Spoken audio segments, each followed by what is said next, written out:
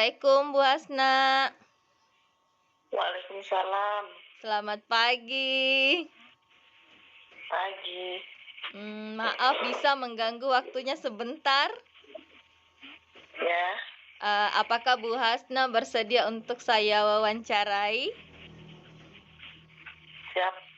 Ya, jadi pada kesempatan ini ada satu studi kasus yang akan saya coba ceritakan kepada Bu Hasna dan nanti saya akan minta tanggapan dari Bu Hasna mengenai kasus tersebut.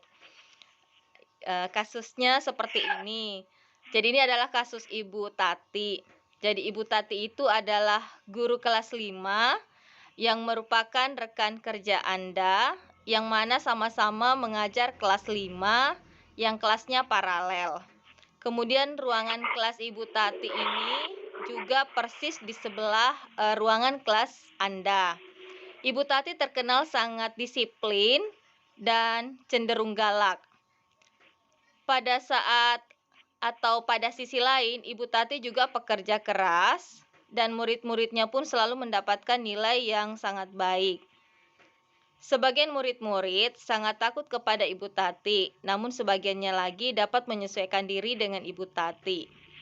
Kepala sekolah dan orang tua murid ini sangat menghargai Ibu Tati. Suatu hari, Anda mendengar tangisan seorang murid dan pergi keluar untuk melihat asal suara tersebut.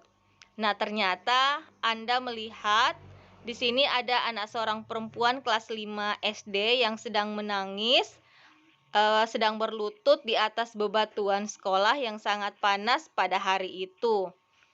Anak ini menghadap ke depan pintu kelas Bu Tati. Namun, Anda melihat Ibu Tati ini tidak menghiraukan suara tangisan murid tersebut.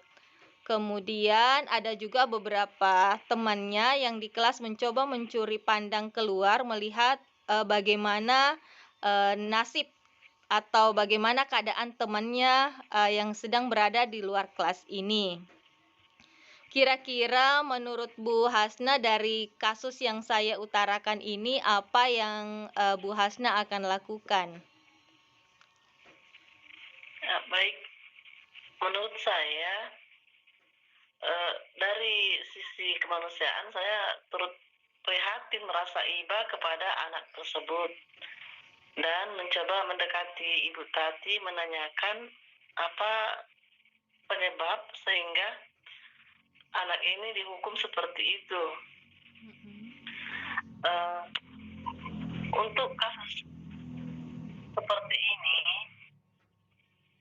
kita sebagai rekan pendidik, sesama pendidik, tentunya menyadari bahwa kalau menurut saya sendiri pribadi bahwa apa yang dilakukan Ibu Tati ini maksudnya di luar batas kewajaran. Mengapa? Karena secara fisik anak ini tentunya disiksa dan merasa malu terhadap teman-temannya. Jadi ketika melihat kenyataan seperti ini, mungkin sebagai teman,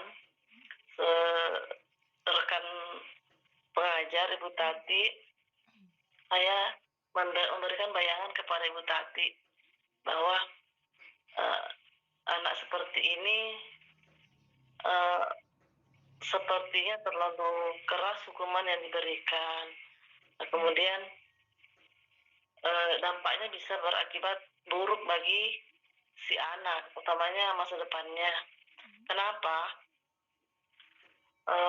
Saya pernah mengalami dalam keluarga saya, bahkan di lingkungan sekitar saya sendiri, anak-anak yang dihukum di sekolah oleh gurunya dengan keras seperti ini, mereka kebanyakan trauma dan tidak akan kembali ke sekolah. Jadi terhadap Ibu Tati saya merasa pikir-pikir dulu, tidak semua akan saya sampaikan seperti ini. Jadi kita di lingkungan sekolah pun kalau menyampaikan sesuatu yang misalnya bertentangan dengan hati nurani ataupun aturan, kita mestinya mikir-mikir dulu apakah teman kita ini bisa menerima jika kita menyampaikan seperti ini. Apalagi kalau langsung menyalahkan gurunya, tentunya tidak etis. Itu menurut saya. Ya, terima kasih Bu. Kemudian kira-kira apakah guru lain di sini dapat menginterupsi di mana saat itu Ibu Tati punya kewenangan atas kelas yang dipimpinnya? Bagaimana menurut Bu Hasna kira-kira?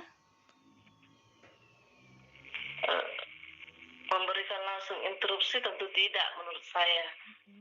Karena mempertimbangkan bahwa saya merasa tidak etis kalau mau langsung menginterupsi Ibu Tati. Tapi mungkin bertanya, ya seperti yang tadi saya sampaikan, bahwa menanyakan dulu kenapa anak ini dihukum seperti ini, dan memberikan bayangan kepada Ibu Tati bahwa ini hukuman yang bisa berakibat fatal. Baik. Selanjutnya dalam kondisi apa yang bisa Anda lakukan terhadap kasus Ibu Tati ini?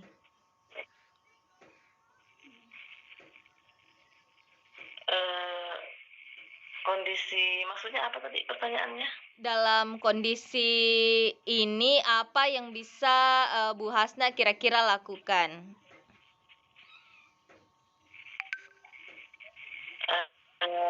Sebagai rekan pengajar, tentunya mungkin jika apa yang saya utarakan tadi kepada Ibu Tati memberikan bayangan bahwa mungkin itu belum bisa ia terima, mungkin di break, waktu break atau waktu luang mungkin kami bisa kembali bincang-bincang,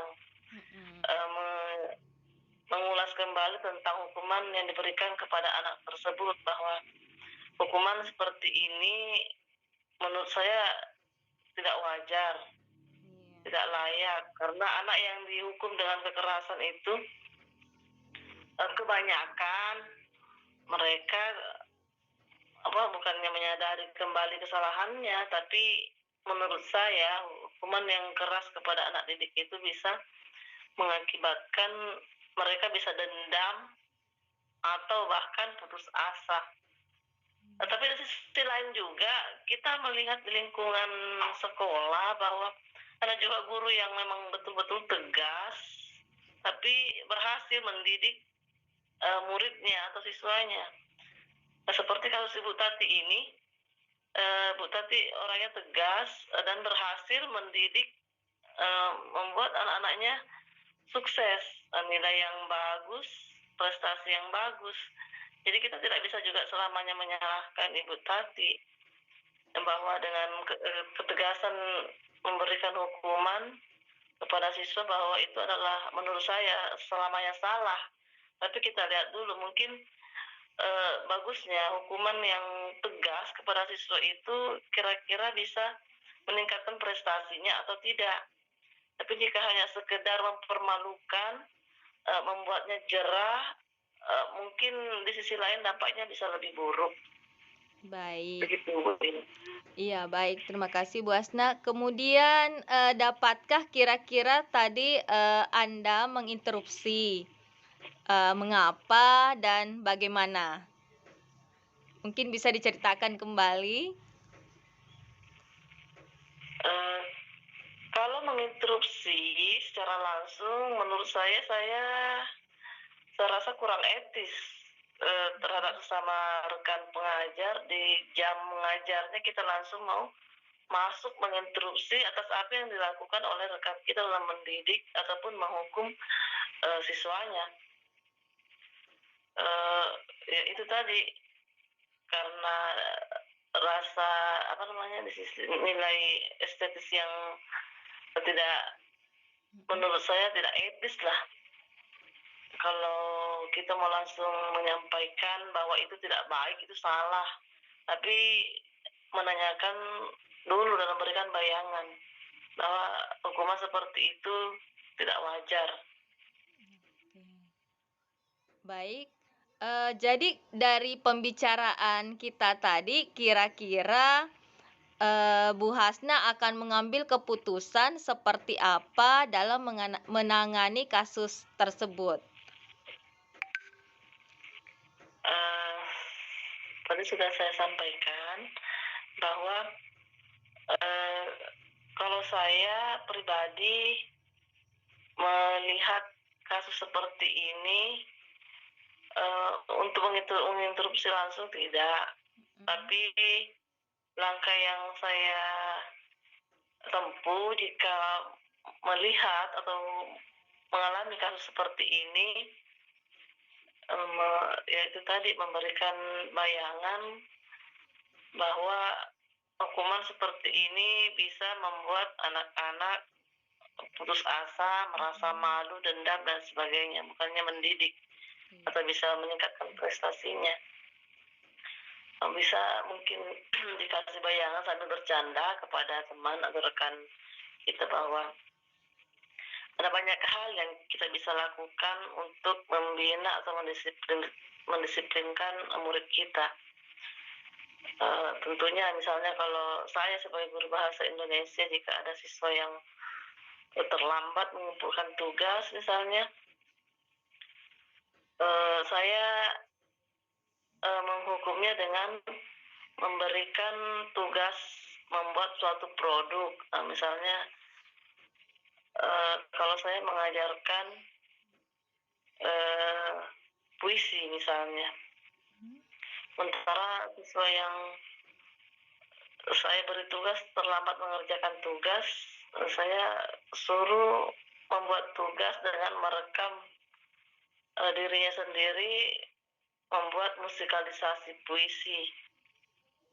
Ya, jadi dengan demikian tadi misalnya hukumannya dari tugasnya hanya menulis puisi secara tertulis, ya saya lebih kualitasnya lebih meningkat lagi dengan memberikan hukuman membuat produk tersendiri. Dengan rekaman membuat musikalisasi puisi. Baik. Ya, seperti itu. Iya. Terima kasih Bu Hasna atas sharingnya hari ini. Jadi untuk kasus Bu Tati saya sudah mendapatkan jawaban dari Bu Hasna. Terima kasih atas sarannya, masukannya. Saya kira cukup. Terima kasih sekali lagi saya ucapkan. Semoga apa yang kita niatkan, semua pembelajaran kita berpusat kepada murid dengan tidak menjalankan peraturan yang bersifat hukuman ya. Saya kira seperti itu karena masih banyak jalan lain untuk meningkatkan prestasi anak. Oke, saya kira seperti itu ya Bu ya. Oke, saya tutup.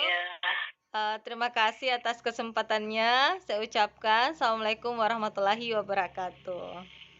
Waalaikumsalam warahmatullahi wabarakatuh.